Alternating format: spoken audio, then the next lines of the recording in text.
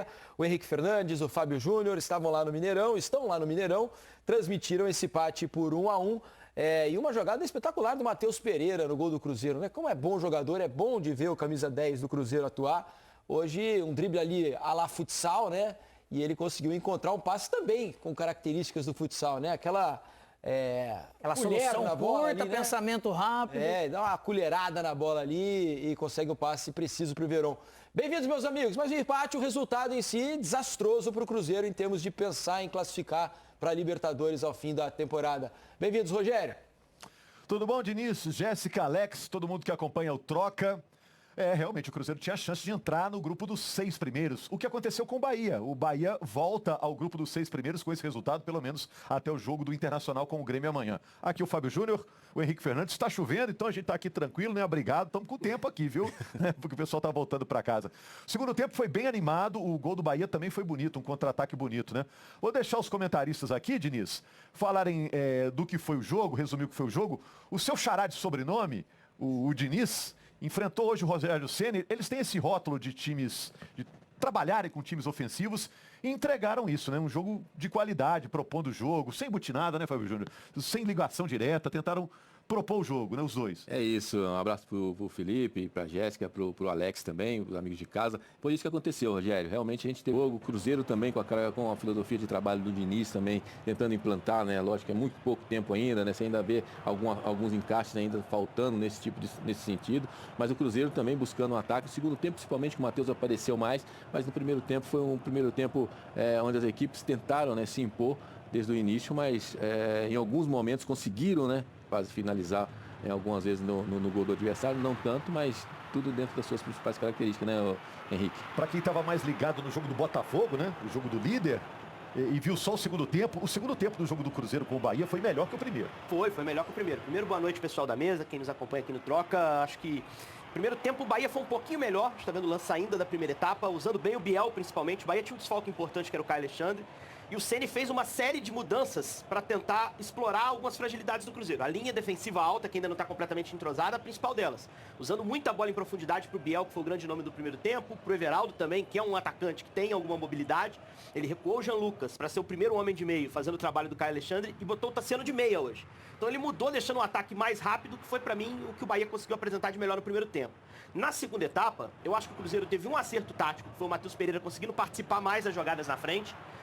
E a partir do momento que você consegue deixar o Matheus Pereira ter contato com a bola mais vezes, mais perto da área, a tendência é que seu time consiga criar muito. O Bahia ainda assim também teve alguns momentos de perigo na segunda etapa. Essa bola do Everaldo, defesaça do Cássio, fez um jogo de sacrifício, né, Rogério? O Cássio tá sentindo dores na perna. Mostrou várias vezes isso. Várias vezes precisou parar o jogo ali para dar uma alongada, para ser atendido. Isso acabou quebrando até um pouquinho o ritmo do jogo. Mas o Cássio levou os 90 minutos e participou bem em alguns momentos. Essa bola do Everaldo, para mim, tempo de reação incrível, né?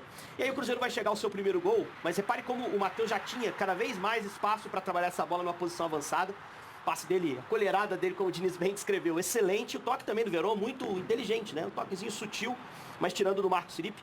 O Rogério até fez uma ponderação aqui fora do ar, que eu concordo com ele, vendo o lance agora eu concordo mais ainda. Talvez o Marcos Felipe tenha pensado ali que houvesse um impedimento, ele saiu, demorou um pouquinho ali a sair para dividir a bola e deu ao Verón a chance de, com o toque sutil, fazer o gol. E aí o Cruzeiro cresceu no jogo. E aí é o ponto-chave da partida. Depois que o Cruzeiro faz 1-0, o time melhora no jogo, o Bahia sente o gol, o Rogério faz mexidas e o Cruzeiro chega a um segundo gol. A gente está vendo que o primeiro foi confirmado com a ajuda da arbitragem, o auxiliar deu um impedimento que não houve. E aí o Cruzeiro vai fazer um segundo gol que a gente vai ver na sequência, que se é validado, encaminha o jogo. E o Cruzeiro estava melhor e faria um segundo gol. Como o gol foi invalidado pela arbitragem, recolocou o Bahia de certa forma na partida. E o Bahia logo na sequência faz o seu gol de empate. É um lance bem curioso, né? A gente está vendo a jogada. O gol, quem está impedido não participou efetivamente, não tocou na bola, que é o Vidalba. Na visão da arbitragem, ele com a posição de impedimento interfere na ação do Gabriel Xavier, zagueiro do Bahia, impede que o Gabriel dispute com o João Marcelo. O João é que toca de cabeça para o Caio Jorge fazer o gol. E aí, inicialmente, o gol é validado, mas depois de uma checagem da arbitragem, o Flávio Rodrigues acaba fazendo a anulação do gol e interfere muito na sequência do jogo, né? É um lance polêmico, mas o PC na transmissão nos trouxe a informação de que foi bem anulado.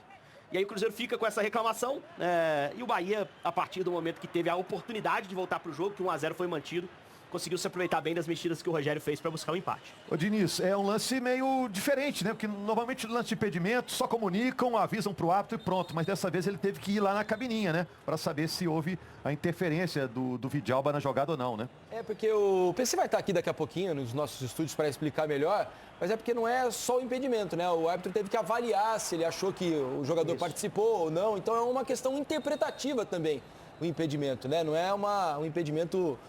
por si só, né? Exatamente, o impedimento, claro, que é o jogador que faz o gol que está impedido, né? Então havia uma questão de interpretação, por isso o Flávio Guerra foi obrigado a ir à cabine do VAR. Daqui a pouco o Paulo César de Oliveira vai explicar direitinho aqui pra gente o porquê da anulação do gol do Cruzeiro. Agora, logo depois teve o gol do Luciano, né? Luciano Rodrigues, e aí a Vitória ficou se oferecendo para um lado, O final do jogo foi um tiroteio, outro, né? foi excelente o final do jogo, né? Agora, uma coisa me chama a atenção, Rogério. O banco do Bahia fez mais diferença que o do Cruzeiro, né? Faltava pro Cruzeiro opções de No frente. gol, principalmente. Opções de frente para tentar interferir no jogo. Eu acho que o Ademir entrou bem no jogo, o Lúcio fez o gol, né? E assim, as outras mexidas também tiveram efeito. O Ratão é que não entrou muito bem, mas quando ele faz a troca dos homens de frente, o Bahia me parece terminar o jogo um pouco mais forte para fazer o segundo gol.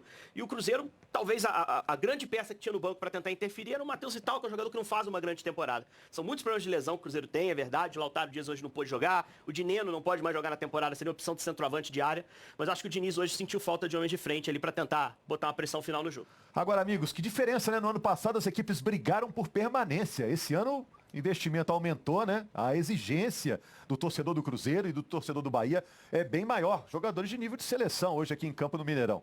Fato é que o Cruzeiro caiu de produção na temporada, né? Não é uma coisa recente, só com o Diniz. Já vinha caindo antes com o Seabra, né? E o Cruzeiro está tendo mais dificuldades aí. A gente até imaginava que o Cruzeiro, talvez, com os reforços, a gente fala, o Cruzeiro está ali na parte de cima da tabela, com a qualificação que era prevista para a janela do meio do ano. A gente começou a imaginar, onde pode chegar esse Cruzeiro? Será que tem força para brigar pelo título do Campeonato Brasileiro? Fato é que os reforços chegaram e o time, ao invés de subir de produção, acabou não chegando àquele nível de atuação que a gente imaginava, né? Fato que o Fernando Diniz chega a 4 jogos no comando do Cruzeiro, são 3 empates e 1 derrota, né? Ainda não conseguiu implementar claramente o seu estilo de jogo. O Cruzeiro ainda está meio com um pé lá e um cá, né? Não sabe bem exatamente qual é a cara desse Cruzeiro daqui para frente, né? Exato. E nesse duelo, Everton Ribeiro e Matheus Pereira, tão esperado, Fábio Júnior, quem levou a melhor? Os dois foram muito bem no jogo, né? O Matheus Pereira fazendo assistência pro gol do Verón e o Everton Ribeiro também participou ativamente do jogo. Primeiro, acho que foi melhor. Sim, assim. mas são jogadores que aqui a gente fala, né? Que quando eles participam, quando eles pegam na bola, são jogadores inteligentes, jogadores que conseguem acionar melhor os homens de frente, né? Então são 2 jogadores bem interessantes. Só para ilustrar isso que o Diniz falou, acabou de dizer agora com relação ao Cruzeiro, nos últimos 11 jogos, contando o de hoje, né? Foi somente uma vitória. No Brasileiro, né? No Brasileiro. Exato. Então você só vê realmente... Vitória, exatamente. Né? Então você vê que foi igual. Realmente caiu de rendimento, assim, precisa retomar esse caminho aí para buscar essa vaga na Libertadores tão sonhada. A situação do Bahia é mais ou menos parecida. Dos últimos 11 jogos, também Exatamente. 2 vitórias, né? Agora vai pegar o Vasco, o Bahia lá em São Januário, só no dia 28. E o Cruzeiro tem um compromisso agora sul-americana. Pega o Lanús aqui mesmo, Mineirão, semifinal da Sul-Americana. E tem um Internacional subindo de produção, né? O Atlético tem outros objetivos na temporada, mas também pode chegar mais perto. Então é bom cuidarem aí das posições, porque a disputa por essas últimas vagas aí na Libertadores do ano que vem vai ser muito acirrada. Não tem nada garantido para Bahia e para Cruzeiro, não. Pelo contrário, vão ter que disputar bastante aí nas últimas rodadas. Deixa eu agradecer aqui. Rogério Correia, Fábio Júnior, Henrique Fernandes. Obrigado, meus amigos. Bom descanso para vocês aí, hein? Abraço. Seguimos ligados aqui, hein? Acompanhando. Que honra nossa, né? Contar com a audiência de qualidade dos amigos.